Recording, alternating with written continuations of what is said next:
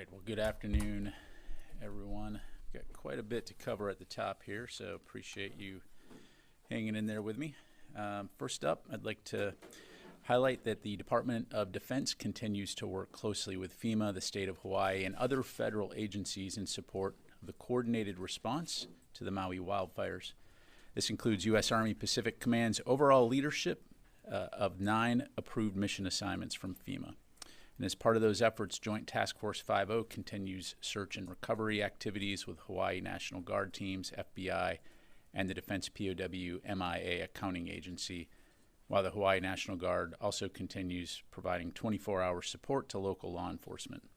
Trucks, water tanks, and specialists from the 25th Infantry Division are on the ground in Maui now in support of the water distribution mission, with support from Pacific Fleet's Navy Environmental Preventative Medicine Unit 6. Of note, Major General Kenneth Hara, the Adjutant General for the state of Hawaii, Lahaina Wildfire Incident Commander, and the Director of the Hawaii Emergency Management Agency will hold a press briefing today via Zoom from Hawaii at 5 p.m. Eastern Time with updates on DoD's ongoing response to the Maui wildfires. So for further details on that briefing, I'd refer you to our media advisory. But as we move forward, the Department of Defense will continue to support the people of Hawaii during this very challenging time.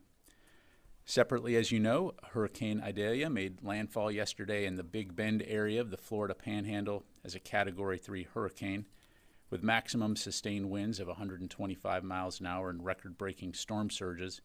It was the strongest hurricane to strike Florida's Big Bend region in more than 125 years. The Florida National Guard has been fully activated, and the Joint Task Force Florida is at full operational capacity under the direction of the Florida Division of Emergency Management. Joint Task Force Florida has positioned 5,344 guardsmen, 2,400 high water vehicles, 14 Army Guard helicopters, 23 watercraft, and Red Horse heavy construction teams around the state to provide responsive, sustained support to reduce suffering and assist in the restoration of critical services. Additionally, the North Carolina National Guard has activated 128 guardsmen, pre-positioning them in 51 high-water vehicles and other resources at armories in Kinston, Elizabethtown, and Rockingham. The South Carolina National Guard also has nearly 100 guardsmen on duty supporting hurricane recovery operations in that state. The Department of Defense, through U.S. Northern Command, is providing FEMA a federal staging area at Maxwell Air Force Base in Alabama, and NORTHCOM has deployed a defense coordinating officer element charged with coordinating with FEMA in Tallahassee, Florida. The DoD will remain in close coordination with FEMA, state officials, and other supporting agencies as the cleanup and recovery operations continue to develop. Shifting gears, Secretary Austin will meet with the Director of the Defense Innovation Unit, Mr. Doug Beck, today to receive an update on how the organization is charting a new strategic model focused on building a national force for innovation. In accordance with its mission, DIU works to accelerate the adoption of commercial technologies that solve key operational problems identified in the National Defense Strategy. The Secretary and the Deputy Secretary will continue to work closely with DIU in support of a whole-of-department approach to both innovate and quickly field technology to enable enduring impact today and into the future. In other news, the Department is launching a website on the All-Domain Anomaly Resolution Office to provide the public with information concerning AARO and its efforts to understand and resolve unidentified anomalous phenomena. This website will provide information, including videos and photos, on resolved UAP cases as they're declassified and approved for public release. The website's other content includes reporting trends and frequently asked questions section, as well as links to official reports, transcripts, press releases, and other resources that the public may find useful. The Department is committed to transparency with the American people on AARO's work on UAPs. The website will serve as a one-stop shop for all publicly available information related to AARO and UAP, and AARO will regularly update the website with its most recent activities and findings as new information is cleared for public release. You can see AARO's new website at www.aaro.mil. On the personnel front, the Department would like to bid a fond farewell to Undersecretary of Defense for Personnel and Readiness, Gilbert Cisneros, Jr., who's been in his position since August 21. August of 2021. The Undersecretary's last day with the department is September 8th. Along with his many significant accomplishments during his tenure, Undersecretary Cisneros reduced prices at commissaries directly benefiting our service members. He promoted the safety, health, and well-being of the force during the COVID-19 pandemic by developing a strategy for the Secretary of Defense that reduced health risks while continuing operations and maintaining DoD readiness. Undersecretary Cisneros spearheaded initiatives to ensure access to reproductive health care and contraceptives, and as the Chief Diversity and Inclusion Officer, he championed the department's goals of fostering a workforce that's both representative and inclusive, while overseeing the development and implementation of several policies and initiatives to build a climate of dignity and respect, while also investing in prevention and education programs to eliminate sexual assault, sexual harassment, and suicide. On behalf of the Secretary of Defense and the entire department, we want to thank Undersecretary Cisneros for his service, and we wish him the best. Additionally, we're also bidding a fond farewell to Mr. Michael Donnelly, the Pentagon's Director of Administration and Management. During his tenure, Mr. Donnelly efficiently oversaw, managed, and integrated the work of two large, distinct but complementary Department of Defense operations with more than 2,300 employees, 2,000 contractors, and nearly $1.5 billion in operating budgets. Throughout his 27 months in this position, he successfully orchestrated departmental efforts to stand up the Performance Improvement Officer functions to meet the White House Office of Management and Budget Government Performance and Results Act Modernization Act of 2010 requirements, and Mr. Donnelly's deft management ensured the department's strategic management plan fully aligned to the National Defense Strategy and set actionable measurements to effect change.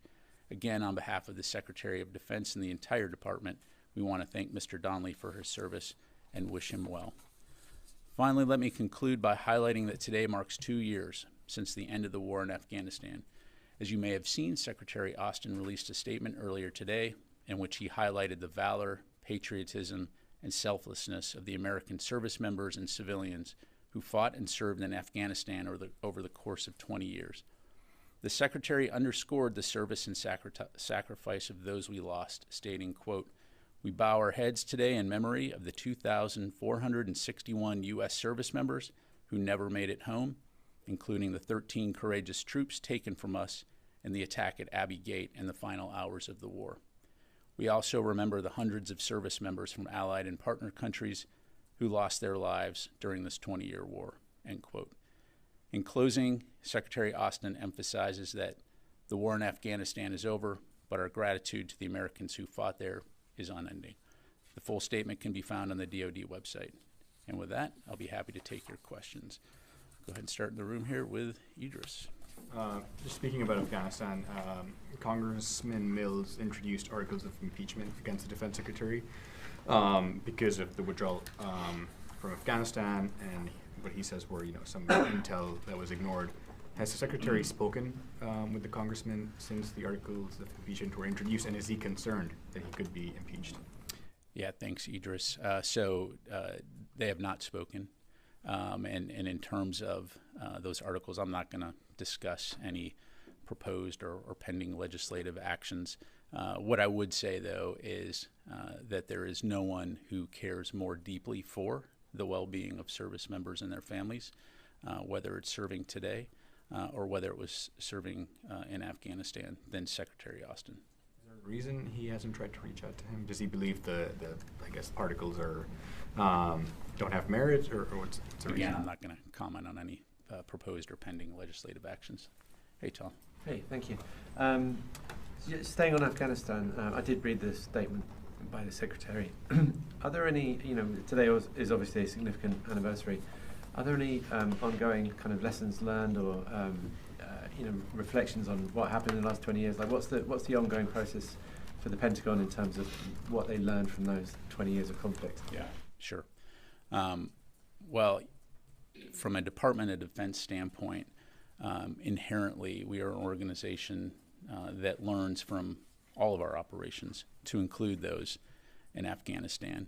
And you see that reflected in a multitude of ways, whether it's at our war colleges in terms of the lessons that we've learned, whether it's in our exercises and how we inculcate that, or whether it's from personal experience. In my own experience, having served in Iraq, having served in Afghanistan in support of Operation Enduring Freedom, every time you engage in those type of operations, you're going to learn things which you subsequently apply in other lessons. And so across the board, the department has learned not only from our experience in Afghanistan, but from all of our operations. And we continue to apply those on a day-to-day basis. Ultimately, this is a learning organization. And so as a result, what you see is a U.S. military that comes out of 20 years of war in Iraq and Afghanistan that truly makes this the most combat capable, most credible military the world has ever known for that very reason, because you have so many combat veterans in our ranks. Thank you. Warren. Just a very quick follow-up. Will you ever declassify or release an unclassified version of the DoD after action review that was passed to Congress in April, I believe? Yeah, so I don't have any updates on that front, Orrin. That was a internal report, classified report. We did provide it to the Hill, but right now I don't have any announcements to make in terms of a declassification. If I may go over my question limit, I have a few questions coming out of the Gold Star family's hearing earlier this week that I wanted to follow up on. First, Marine Sergeant Tyler Vargas Andrews has testified that Marine snipers at Abbey Gate spotted someone who they said matched the description of a suicide bomber, but were denied permission from their superiors to engage the threat. Do you know why? Yeah, I don't have any personal insight into that information. Again, I do know that U.S. Central Command conducted a very comprehensive, exhaustive investigation into the Abbey Gate incident, of course, which is all available on their website and their Freedom of Information Act reading room. But again, we recognize that it was a very challenging situation. Military commanders on the ground in Afghanistan made the best decisions and provided their best military advice based on what was known at the time, and leaders took appropriate action in response to reported threat streams. And since you, again, brought up Abbey Gate and the families, as you've seen, the Secretary did put out a statement over the weekend on that, but we, again, just want to express our deepest condolences to the Gold Star families who lost loved ones in that tragic bombing. And again, we are, as I've highlighted, we are forever grateful for the service and sacrifice of their loved ones and their families. Thank you. It was, again, from this roundtable, it was said military officials were denied permission 2 days before the Abbey Gate attack to conduct an airstrike against an ISIS-K cell in Afghanistan. To your knowledge, is that true, and why were they denied if so? Again, I would point back to the Central Command investigation. I don't have any additional insight to provide other than, again, at the time, over 100 people were interviewed through CENTCOM's investigation. At the tactical level, the assessment was that the Abbey Gate attack was not preventable without degrading the mission to maximize the number of evacuees, and that the leaders on the ground followed proper measures and procedures. Was the Chairman McCall says the last question? Chairman McCall says the U.S. Intel predicted the exact date and time of the suicide bombing. Is that accurate? Again, Orrin, I'd point you back to the investigation. Thank you. Let me go to Liz here. On the UAP website that was released and announced today, how can you ensure that the reported sightings are legitimate and real? How will that be investigated? Can you talk about that process to make sure, people don't put in jokes? Sure. Well, broadly speaking, it's important to understand that first of all, as I highlighted right now, the posting of the website is the next step in this process in terms of ensuring that the public has information and insight into UAPs. And so what you see today is what has been declassified to date. As we move ahead into the future, there will be a subsequent update to that site that will allow DoD service members or civilians to provide reports via a private and secure means. And again, that's a critical aspect of this, is ensuring that information can be received in a way in which it will be properly handled to ensure, again, privacy, both from a statutory and a regulatory standpoint, but then also to ensure that that website and the information there is secure. So this will be something that we'll continue to keep the public updated on. Arrow is focused on the facts, taking in information, reviewing the facts, and then when possible, declassifying that information and making it available. Okay, thank you. Go to Janie, and then we'll come over here.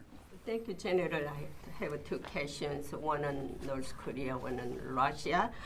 North Korean Kim Jong-un announced that he was carrying out military command training and tactical nuclear strike exercise to occupy entire South Korean territory. What is your reaction on that? Sure. Thanks, Janie. So, again, we would call on North Korea to refrain from any type of provocative rhetoric or behavior. Again, our focus in working in the region is to work closely with the Republic of Korea and our allies in the region to ensure peace and stability and security. Let me just leave it at that. But you're not worried about their supplies, the provocations, North Korea? Again, between the United States, ROK, Japan, and our other allies in the region, we will continue to be focused on deterrence to deter aggression. We will continue to stay in close communication with one another to ensure the safety and security of our nations. And just again leave it right there. So let me move on. Yes, sir. So I just wanted to follow up on a response to a taken question from earlier this week that said DoD won't be tracking how many people use the non-covered reproductive health care policies and what specifically they're used for. Do service members who want to use these policies have to disclose the procedures they're seeking to their chain of command?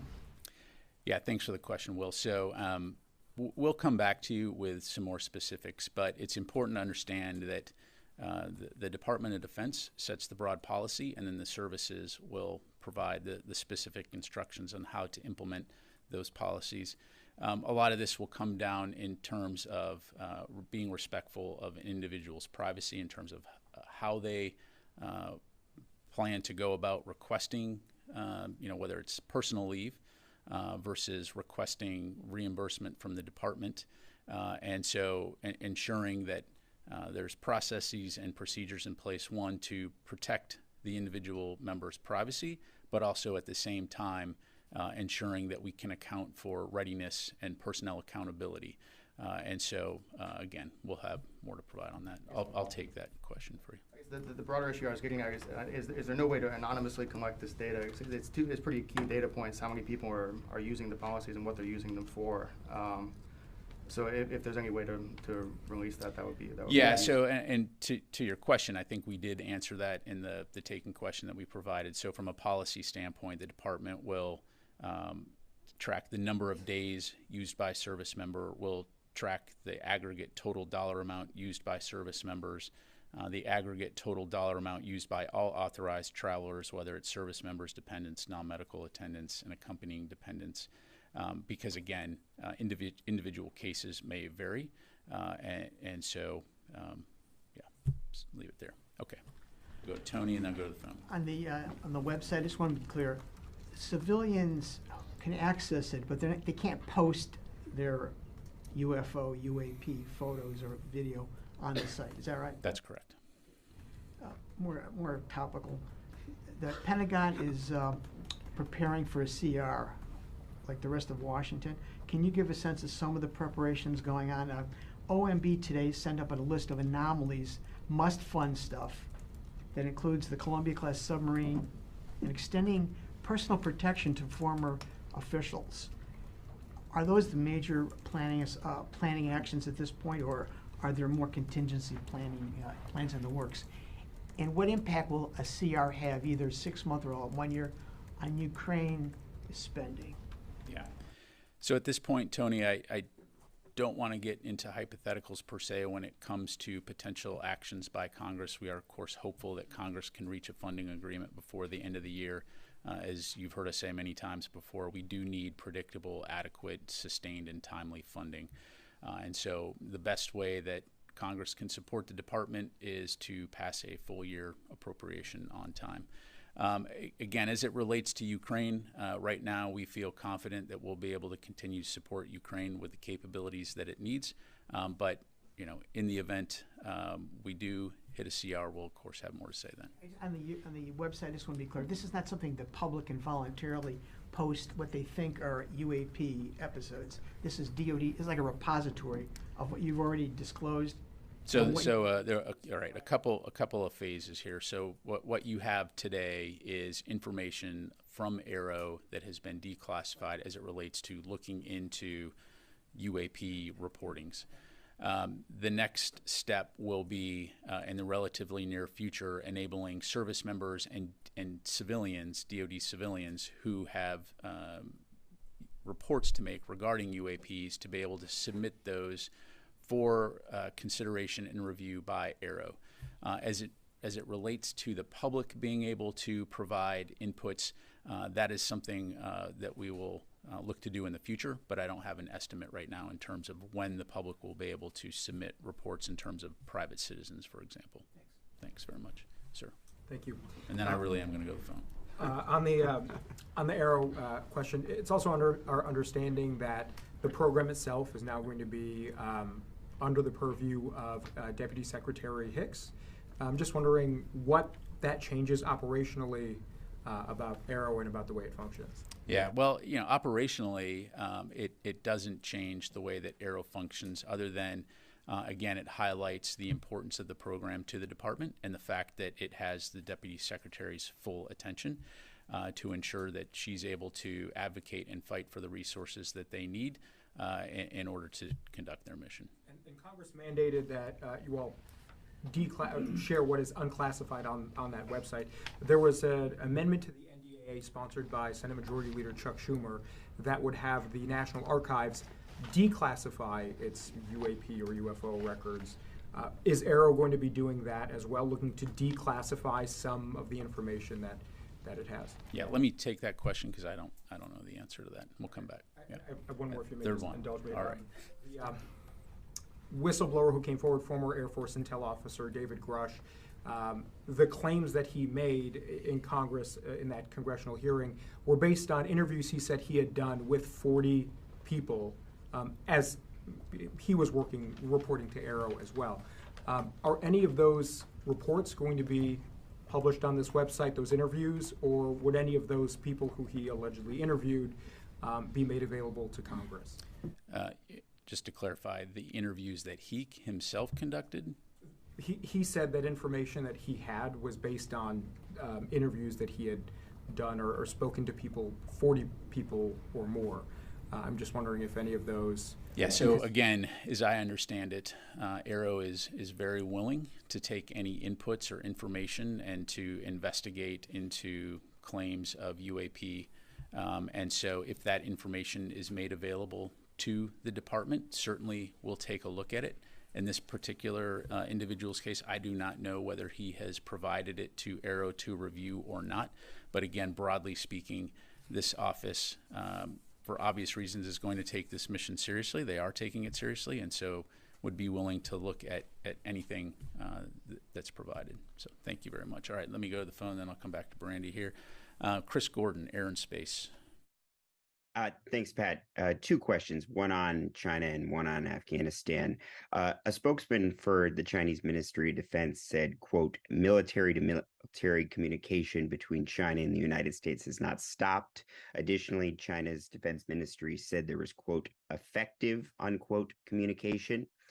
Is that correct? At what level and what type of communication is occurring? China says high-level talks cannot occur because of sanctions. The U.S. says that's not an issue. So how does that situation get back on track? And then on Afghanistan, does the U.S. believe it can still conduct over-the-horizon strikes, or was that level of capability perhaps wishful thinking? Thanks. Yeah, thanks, Chris. I kind of had a little bit of difficulty hearing the first part of your question, so I'll answer, and if I don't give you what you need, let me know. As it relates to communication with the PRC, again, as you highlight, from a United States standpoint, there is nothing preventing the PRC Minister of Defense from communicating with Secretary Austin. And again, that is, we will continue to seek open lines of communication.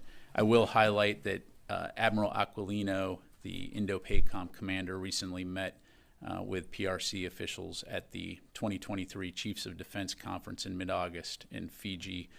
That conference was co-hosted by the commander of the Republic of Fiji military forces, and brings together military leaders from throughout that region. I'd refer you to Indo-PACOM for details on that. But again, the broader point here being is that we are going to continue to do everything we can do on our part to maintain open lines of communication, to reduce the potential for miscalculation, and ensure that we recognize that we have a relationship characterized by competition, but we do not want a relationship that results in conflict. And then on Afghanistan, the short answer to your question is yes.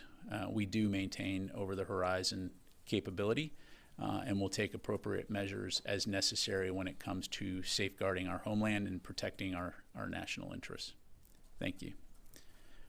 All right, come back to the room. We're going to go to Brandy, and then we'll come over here. Yes. Thank you, Pat. Hey, back to Aero, 2 more questions. Is Dr. Kirkpatrick and his team set to deliver their next mandated report to appropriate congressional committees with updates on their ongoing cases of UAP investigations, and if so, when? Yeah, I'm not going to provide a date from the podium here, Brandy, but I will say that we expect that report to be delivered relatively soon. And so, of course, when we do, we'll let you know. And then just given the momentum, I feel, around UAP transparency, would Deputy Secretary Hicks or the department commit to regularly briefing us on Aero's updates? Thanks, Brandy. So we will, by evidence of this website, we will do everything we can to ensure that the public has information as it relates to UAP that's releasable, that's factual. And so, we will commit to providing timely, accurate information on this topic again as it becomes available. Available to the press? Again, I'm not going to do scheduling here or action officer work here from the podium, but again, we will continue to keep the public informed on this important topic. Thank you very much, Mike. Has the Secretary spoken with Grant Shapps, the UK's new Defense Secretary? If so, what do they talk about? And does he have any comment about the tenure of Ben Wallace's tenure in office? Yeah, thanks, Mike. They have not spoken yet at this point.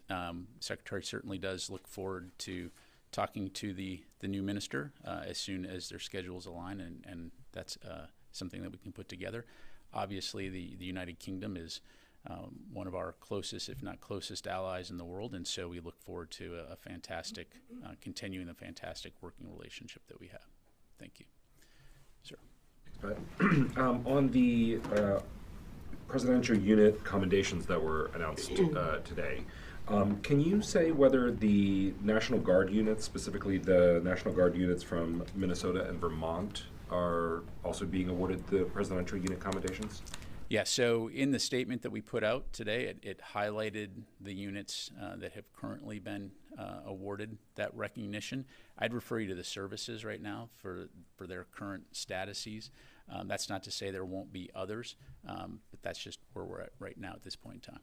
So the list that was announced is an ongoing effort? Correct. Correct. Ashley. The GAO came out with a pair of reports this week on Section 333, train and equip. And it was sort of a mixed bag.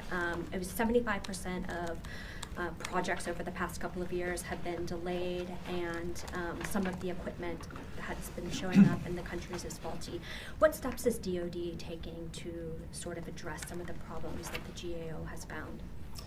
Yeah, thanks, Ashley. I'm going to take that question because I don't want to pass along any bad info. I will say, well, let me just take the question because I don't want to speculate here from the podium.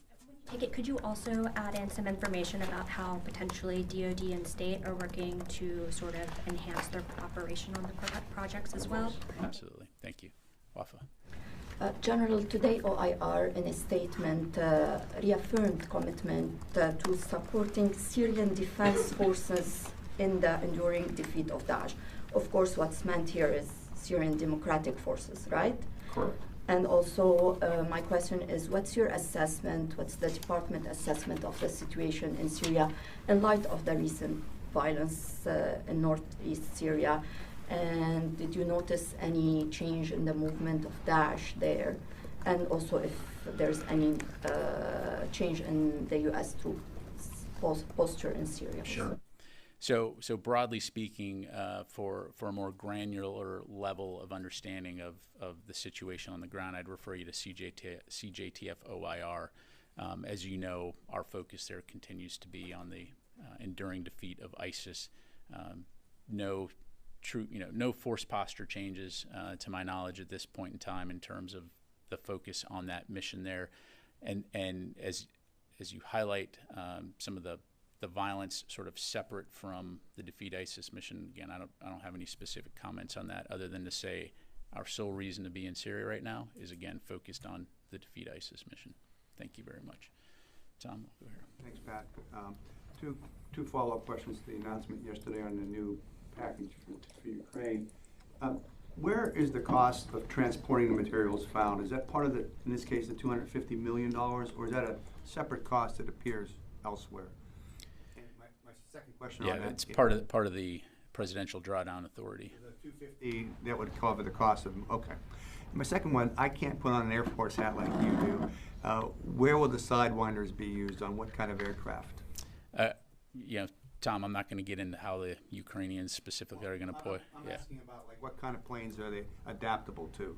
Yeah, again, I'm just not going to get into how the Ukrainians are using particular types of munitions. I'd refer you to them. And just leave it at that. Thanks very much, sir. If I could follow up on the de-ISIS question. Is the department concerned this unrest in eastern Syria, this local resistance directed towards the U.S.-backed Syrian Democratic Forces, does the department have any concerns that this could be exploited by other actors in the Syrian conflict, such as Iran-backed groups?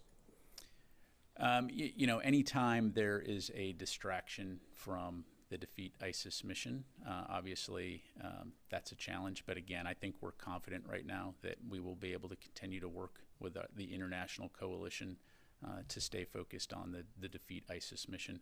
It certainly is a dangerous part of the world. It's been a dangerous part of the world for a very long time.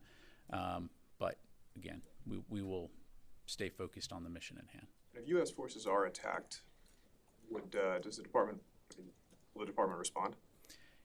I'm not going to get into hypotheticals other than to say that, as always, we reserve the right to self-defense and will take appropriate actions to safeguard and ensure that our forces are protected. So, thank you. Yes, ma'am. In 2022, it was reported that there was a transfer of munitions between North Korea and Russia. Have those munitions already been used up, or have we seen them on the battlefield? Yeah, thanks. So my understanding is that what you're referring to is some rockets and missiles that the DPRK had provided to Wagner Group toward the end of last year. Obviously, you heard the White House talk yesterday about the fact that Russia continues to negotiate to seek additional arms from the DPRK, without going into specifics, essentially artillery, ammunition. But beyond that, at this point, don't have anything else. One more. So what is the difference between these negotiations in the past? Well, I mean, more worried about these? Yeah, so first of all, any arms deal between the DPRK and Russia directly violates numerous UN security resolutions. Oh, by the way, those arms contribute to the killing of innocent Ukrainians and perpetuates Russia's illegal war in Ukraine. What you see here, I think the difference here is Wagner Group is a mercenary commercial company working under the auspices of the Russian government versus the Minister of Defense actual traveling to the DPRK to negotiate for arms. So to the highest levels of the Russian military establishment. So again, we are going to continue to urge the DPRK to not negotiate with Russia and not to provide these arms to, again, perpetuate this illegal invasion and occupation of Ukraine. Thank you very much. Only one question. Yes, I missed the Russia issues. That since Russian President Putin and North Korean Kim Jong-un and directly deal with the arms deal. So do you think the arms deal between Wagner Group and North Korea is over due to the death of Prigozhin? Well, I think the bigger issue is Wagner Group. Wagner Group is essentially over, so I think it's pretty safe to say there's not a lot of negotiating going on there. But again, the broader issue here is the Russian government, which Wagner was working for in support of operations in Ukraine. And at one point in time, Wagner Group were the most effective combat forces Russia had on the ground in Ukraine.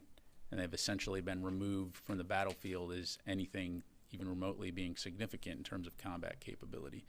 So the broader issue here is Russia seeking out rogue regimes, to include Iran, attempting to try to obtain additional ammunition or weapons. And so again, we call on North Korea to not negotiate with Russia or provide any type of ammunition which could kill innocent civilians in Ukraine. Let me go to Goyle here, and then I'm going to go to the phone. Two questions, please. One, next week G20 will take place in New Delhi. Indian President Biden and 22 other global leaders will be there, and President Putin will not attend the meeting in New Delhi. My question is now, this war between, or Russia's war against Ukraine, or between the two countries, continues, will continue. Are we heading to a bigger war, or do you think G20 and now is the time to end to this war, because millions and millions of people are affected or affecting every day from this war in one way or another way? Yeah, thanks, Goyle. Certainly agree with you. It is time to end the war, and really what that would take is for Russia to withdraw from Ukraine and return their sovereign lands back to the Ukrainian people. We know that's not going to happen, and so we're going to continue to stay focused on supporting Ukraine, working with our allies and partners to ensure they have what they need to defend their country. From a United States standpoint, we are not at war with Russia. We are focused on supporting Ukraine so that they can defend themselves and their sovereignty. But let me...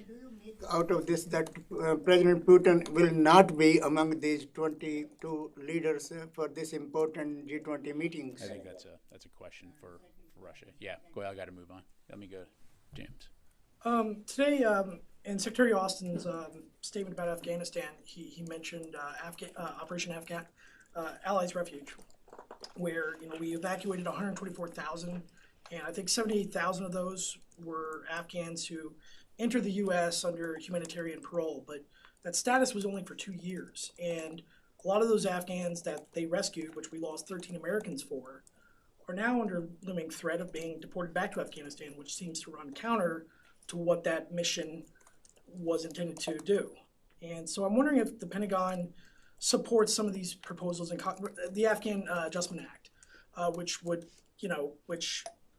there's precedence for passing this type of legislation after the Gulf War, after Vietnam, which would alleviate that looming threat of being deported. I wonder if the Pentagon supports those kind of acts. Yeah, as you highlight, I mean, we do want to recognize the Herculean effort that was taken to evacuate over 124,000 people from Afghanistan, and the gratitude to our Afghan allies who fought alongside us during that time. Again, I'm not going to get into, and it would be inappropriate for me to comment on any type of pending legislation, but I would say from a Pentagon standpoint, we understand the commitment that we made to our Afghan allies, and we understand the importance of taking care of these individuals and their families that have come to our country. And I know that is a sentiment that's shared across the United States government. So when it comes to specific programs and visas and things like that, certainly I'd refer you to the State Department to talk about that. But again, broadly speaking, the Department of Defense appreciates what our allies did alongside us in Afghanistan, the sacrifice and the burden that they shared as we fought together, and we are supportive of ensuring that we take appropriate care of these individuals. Thank you very much. Let me go to the phone here. I'll come back to him. Heather from USNI. Great. I was wondering if there's any damage estimates right now for any of the bases that were affected by the hurricane in Florida and Georgia. Time, we're not aware of any significant impacts of the hurricane on any of our DoD facilities, to include ships and aircraft that would hinder our operational capabilities. I would encourage you to stay in contact with the services as they do their post-storm analyses. But again, right now we're not aware of any significant impacts. Thank you. Okay, time for a couple more. We'll go to Ro. I have a question on U.S. command structure in Japan. So last year, Japan decided to establish a permanent JSDF joint headquarters. And in the U.S. side, last December, NDAA for 2023 recommended the establishment of joint force headquarters in the area of Indo-Pacom. So my question is, what do you think about the possibility of changing U.S. command structure in Japan? Sure. At this moment in time, I'm not aware of any changes to the U.S. command structure. Certainly, if we have any updates to announce, we will. But yeah, that's where we're at. Okay, time for a couple more. You and then you.